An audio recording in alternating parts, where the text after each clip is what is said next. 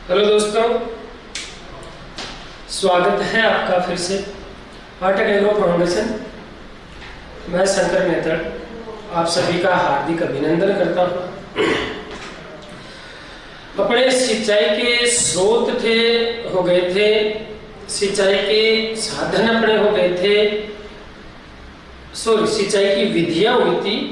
एक सिंचाई में बच गया था अपने सिंचाई के साधन, मतलब तरीके। किन किन तरीकों से अपन पानी को ले जा सकते हैं, कौन कौन से ऐसे साधन हैं। ठीक है, तो क्या सबसे पहले सिंचाई के साधन।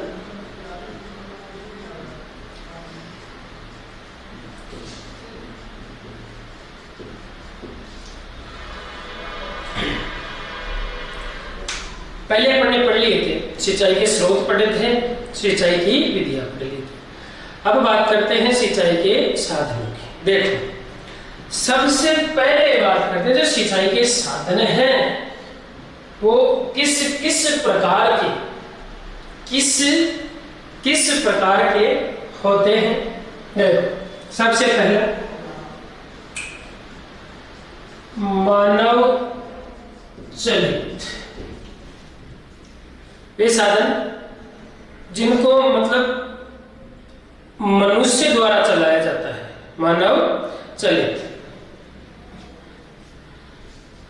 बेड़ी और डेगली, दो साधन है मानव चलित। एक तो है बेड़ी और एक है डेगली। देखो, जो बेड़ी है इसको डोलन टोकरी भी कहते हैं। बेड़ी को क्या कहा जाता है? डोलन टोकरी। और जो डेगली होती है, इस डेगली को पिकोटा कहा जाता है। सामान्य रूप से क्या कहा जाता है? पिकोटा कहा जाता है। और ये दोनों के दोनों कौन से हैं? मानव चलित है, मतलब मनुष्य द्वारा इनसे पानी निकाला जाता है। देखो, सबसे पहले बात करते हैं बेड़ी या डोलन टोकरी की। एक बात तो यहां से तय करके रखो आप, चाहे बेड़ी हो चाहे आपकी डेगली हो, अगर मनुष्य जल निकाल रहा है हाथों से तो वो ज्यादा गहराई से जल नहीं निकाल पाता, ज्यादा गहराई से जल नहीं निकाल पाएगा। इसका मतलब है कि गहराई तो क्या होगी? कम होगी। और जो कार्य दक्षता है वो भी क्या होगी? कम होगी। मतलब जल जो निकाला जाएगा वो भी कम मात्रा में निकाला जाएगा। जो जल होगा वो भी क्या होगा? कम मात्रा में निकाला जाएगा। देखो, सबसे पहले करते हैं बात बेड़ी या डोलन टोकरी की। देखो, मनुष्य द्वारा लगभग 1 से 1.5 मीटर गहराई से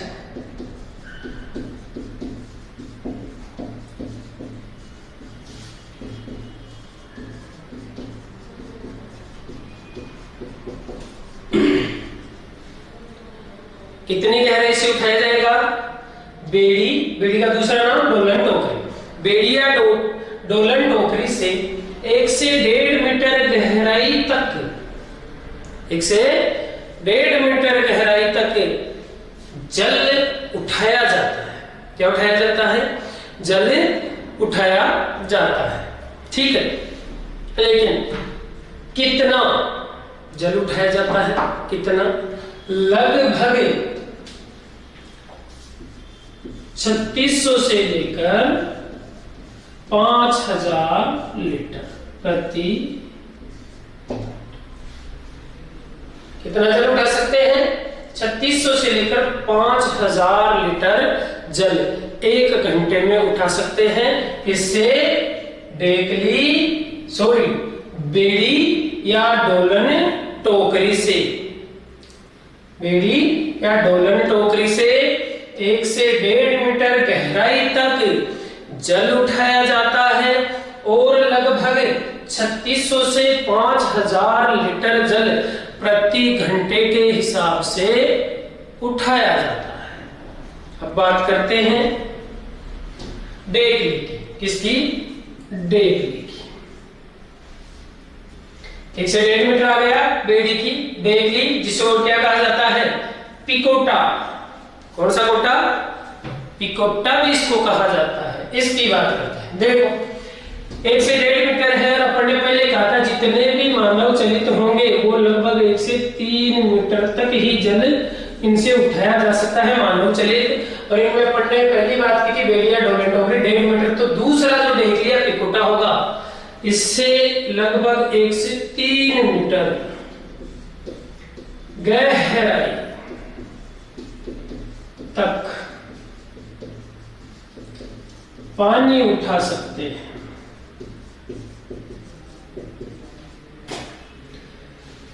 डेकलिया पिकोटा कितनी गहराई तक काम करती है? 1 से 3 मीटर, 1 से 3 मीटर गहराई तक काम करती है। अब जल इसमें कितना उठाएंगे?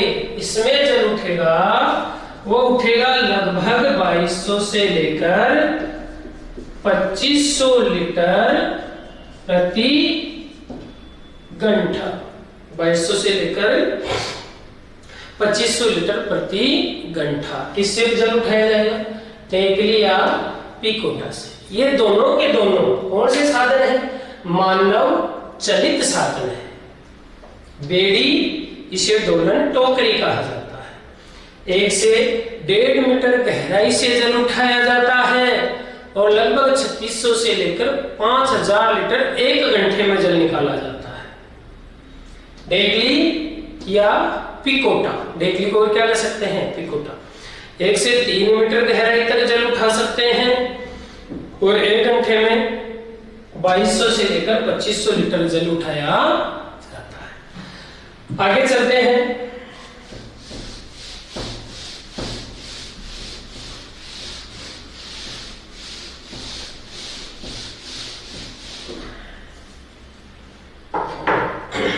पशु चलित हो गए, सॉरी मानव चलित हुए थे। अब पशु चलित साधन, पशु चलित साधन, ठीक है, जिनके अंदर बात करें अपन तो देखो सबसे पहले आता है चरस। कौन सा आता है? चरस। देखो इसको देसी भाषाओं में मोंट या पूर भी कहा जाता है। चरस को देसी भाषा में क्या कहा जाता है? मोंट या पूर। चरस को देसी भाषा में क्या कह सकते हैं अपन?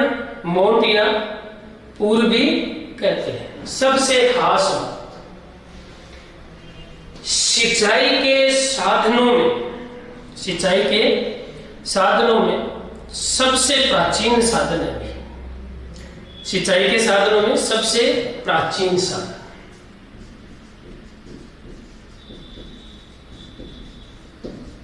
सिंचाई के साधनों में सबसे प्राचीन साधन है।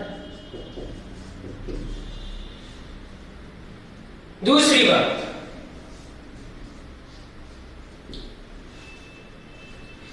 जो चरस होता है वो लगभग 25 से 30 मीटर गहराई तक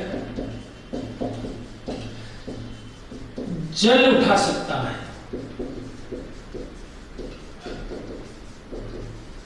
कितनी गहराई तक जल उठा सकते हैं चरस से? 25 से 30 मीटर की गहराई तक इससे जल उठा सकते हैं। अगली बात, 1 घंटे में लगभग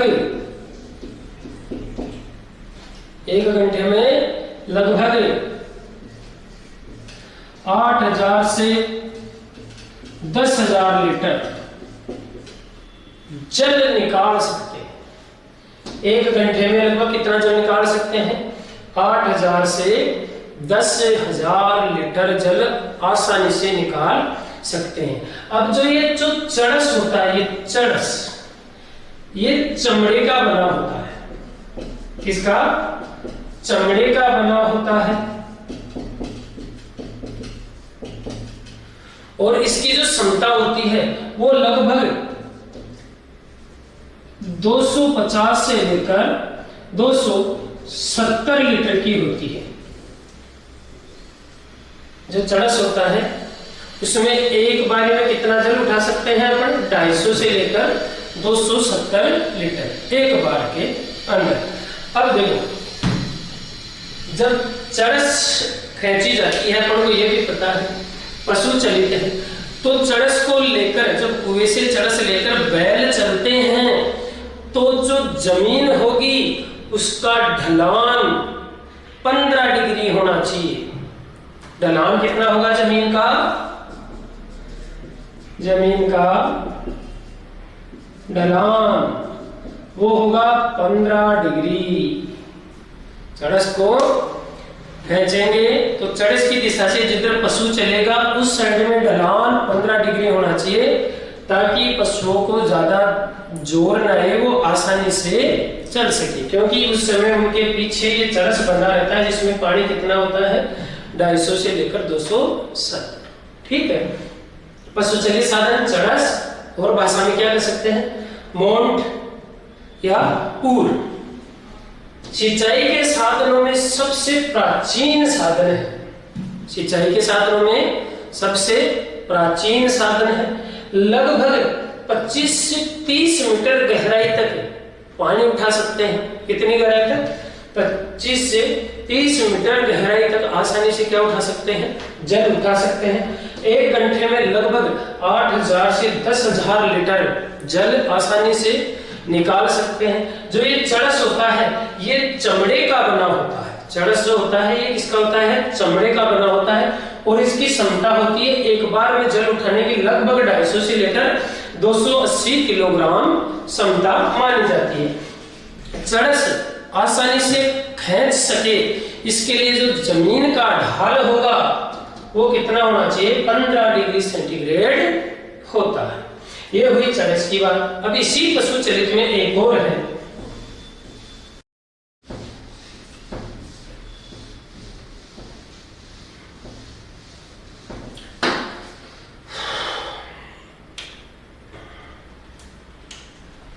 रहट।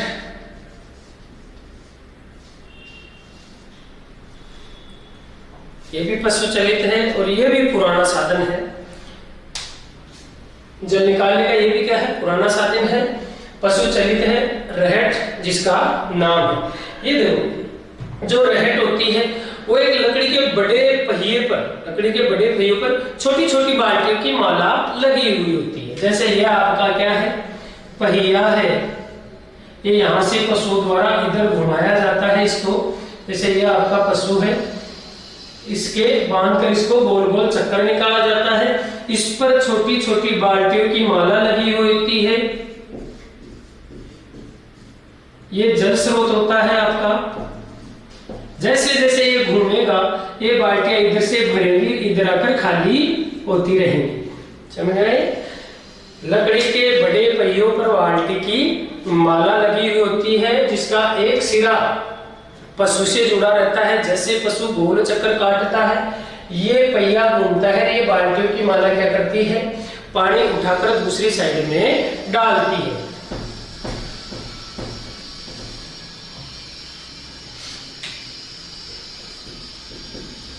लकड़ी के पहिए पर बाल्टियों की माला लगी होती है।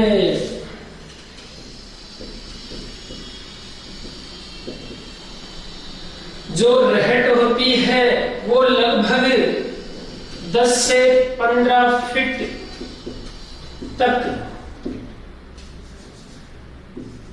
गहराई तक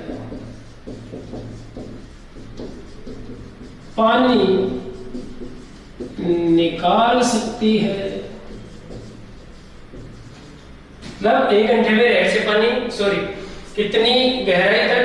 10 से 15 फीट गहराई तक अपन क्या निकाल सकते हैं, रहट से पानी निकाल सकते हैं आसानी से, कोई बड़ी बात नहीं। लगभग 1 घंटे में, लगभग 1 घंटे में 9,000 से 10,000 लीटर जल आसानी से निकाल सकते हैं। कितना? 1 घंटे में 9,000 से 10,000 लीटर जल आसानी से निकाल सकते हैं। ये क्या हुई आपकी रहट, और ये भी क्या है, पशु चलित साधन माना जाता है। ठीक है, आगे चलते हैं।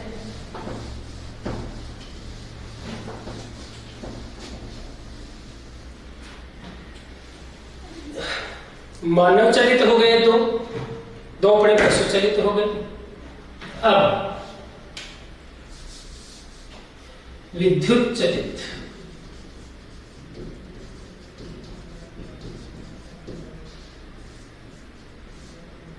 देखो दोस्तों, जैसे जैसे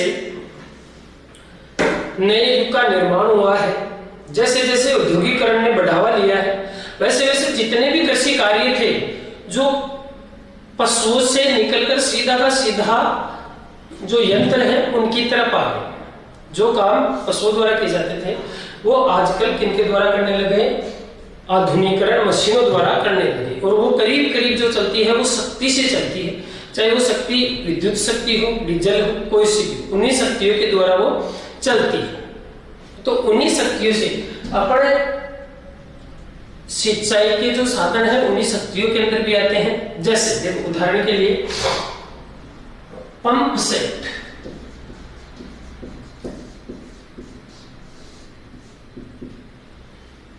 पंप सेट सबसे पहला साधन पंप सेट।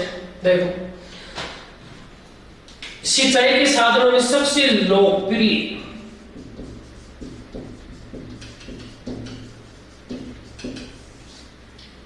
सिंचाई के साधनों में सबसे लोकप्रिय साधन कौन सा है? Pump set. कौन सा है? Pump set. किसानों में सबसे प्रचलित साधन, इनमें किसानों में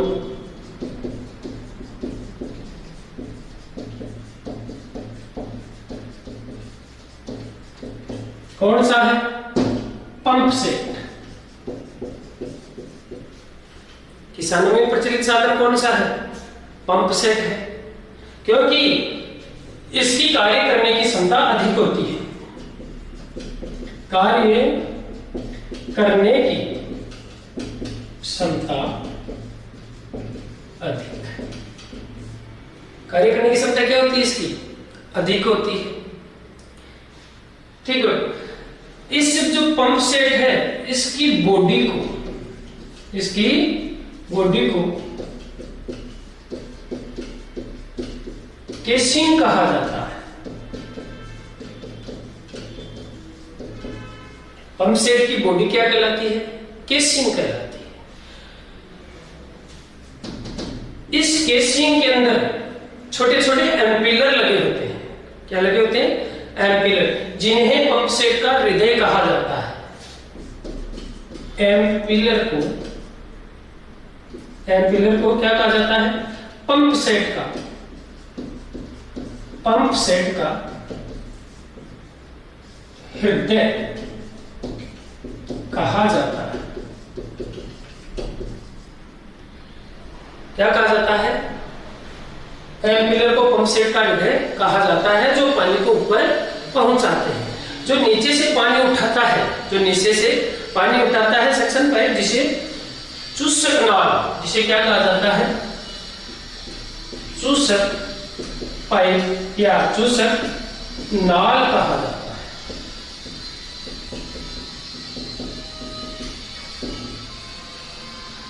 ये क्या हुआ आपका? Pump set. देख, पहली बात, सबसे लोकप्रिय साधन है पंप सेट। किसानों में सबसे प्रचलित साधन पंप सेट क्यों है? क्योंकि इसकी कार्य करने की क्षमता क्या है, बहुत ही ज्यादा है, अधिक है। इसकी जो बॉडी होती है उसको केसिंग कहा जाता है। इस केसिंग के अंदर एम्पिलर होते हैं, जिसको इस पंप सेट का हृदय कहा जाता है। नीचे से जो पाइप से जो पानी उठाता है, सेक्शन पाइप, उसे क्या कहा जाता है, चूसक नाल या चूसक पाइप भी कहा जाता है। ठीक है, अब एक और आता है बेटा,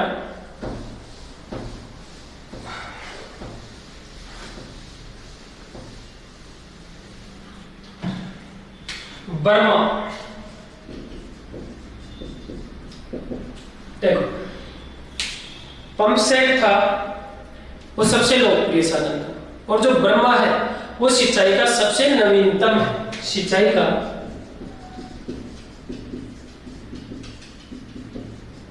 नवीनतम साधन ब्रह्मा है। ये क्या है, सिंचाई का सबसे नवीनतम साधन है। इसका जो उपयोग होता है, इस ब्रह्मे का जो उपयोग होता है वो होता है नहर से जल उठाकर जो नहर के ऊपर के क्षेत्र हैं उनके ऊपर पानी पहुंचाने का। नहर है, उससे अपना खेत है वो ऊंचाई पर है, तो नहर से पानी उठाकर ऊपर पहुंचाने के काम में ले जाते हैं क्या, बर्मे। और बर्मे हैं सिंचाई के नवीनतम साधन माने जाते हैं। और अगर बात करें तो अपने भारत में हरियाणा की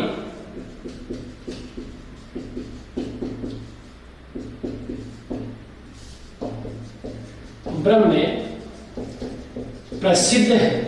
अपने भारत में कौन सी जगह के ब्रह्मे प्रसिद्ध है, हरियाणा के ब्रह्मे सबसे ज्यादा प्रसिद्ध माने जाते हैं। ये बात हुई अपने विद्युत चक्र। फिर आता है अपने पवन चक्की भी आती है इसमें।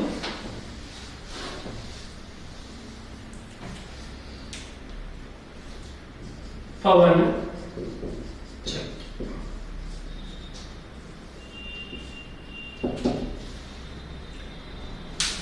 यह भी एक सिंचाई का साधन है, लेकिन उतना ज्यादा सक्सेस है नहीं, क्योंकि पवन चक्की के लिए स्वतंत्र रूप से वायु चाहिए, और जो हवा मिलती है वो ज्यादातर पहाड़ी क्षेत्रों में ऊंचाई पर मिलती है। प्रत्येक क्षेत्रों में ऐसा होता नहीं है। अगर ऐसा होता है तो जल क्षेत्र थोड़े ज्यादा गहराई तक है। इसलिए फिर भी देखो, जो आपकी पवन चक्की है, इसकी एक बात याद रखना, पवन चक्की को स्वतंत्र रूप से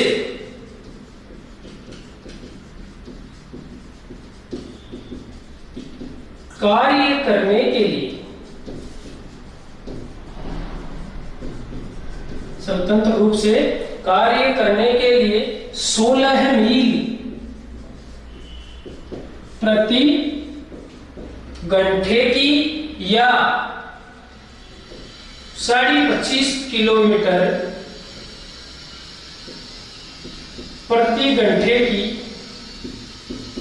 रफ्तार से वायु की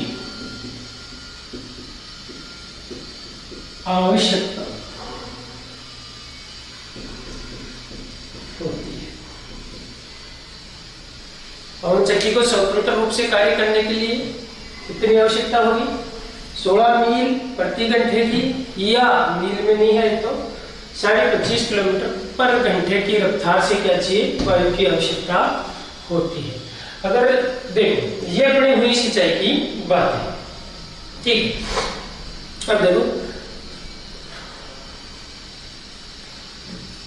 अपने सिंचाई के स्रोत अपने पढ़े, सिंचाई की विधियां पढ़ने पड़ी, सिंचाई के साधन। इसके अलावा जैसे अपन बात करें तो देखो, प्रथम सिंचाई आयोग,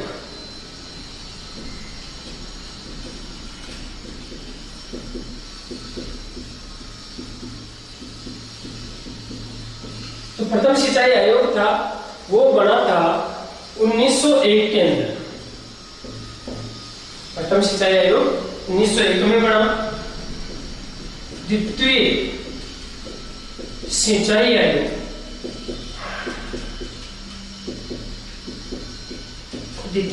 आयोग वो 1966 और 67 में बना था।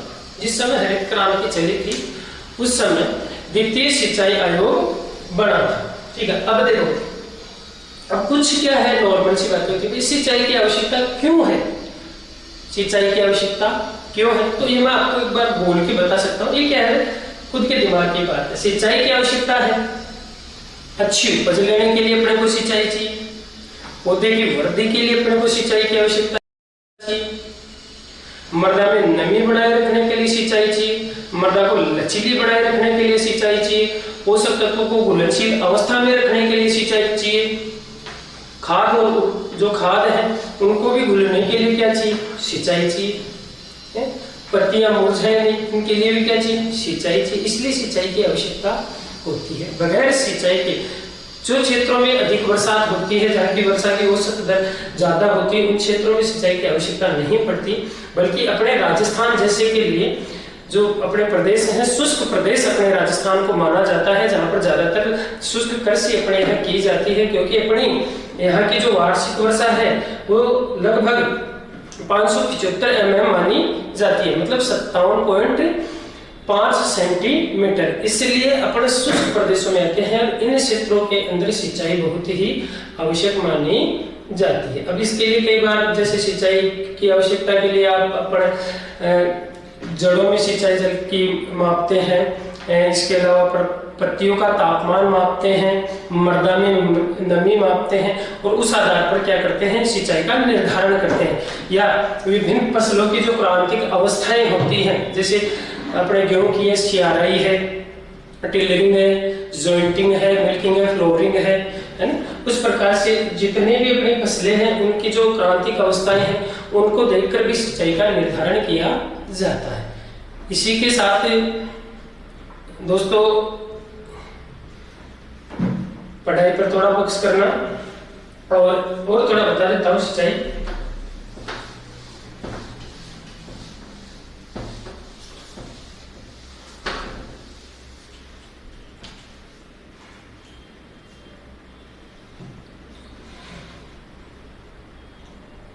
जो जलमांग है, जलमांग, वो जो सर्वाधिक जलमांग होगी, मैंने पहले बताया था, वो गन्ने की होगी। सर्वाधिक जो जलमांग होगी वो गन्ने की होगी, और प्रतिदिन के हिसाब से देखो,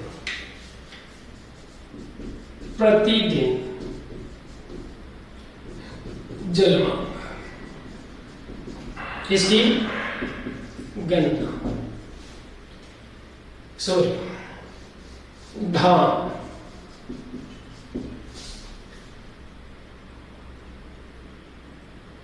सर्वाधिक जलमांग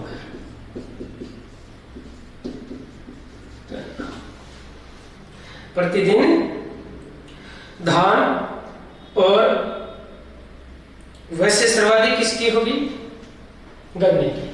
प्रतिदिन है तो मतलब 900 से चलेगी 2500 mm, और सर्वाधिक है तो 1500 से होगी, और 2500 mm। इसी के साथ जैसे अपना गेहूं है, जो है इनकी जो सामान्य जलमांग रखते हैं वो 450 से 650 mm रखते हैं। इनको जलमांग की कितनी की आवश्यकता रहती है, 450 से 650 mm के समथिंग होती है। इस जलमांग का डिवाइडेशन, इस जलमांग का डिवाइडेशन करके क्या की जाती है, जलमांग ज्ञात की जाती है। इसी के साथ दोस्तों आज के लिए इतना ही, आगे फिर से आएंगे। Thank you. जय हिंद, जय भारत।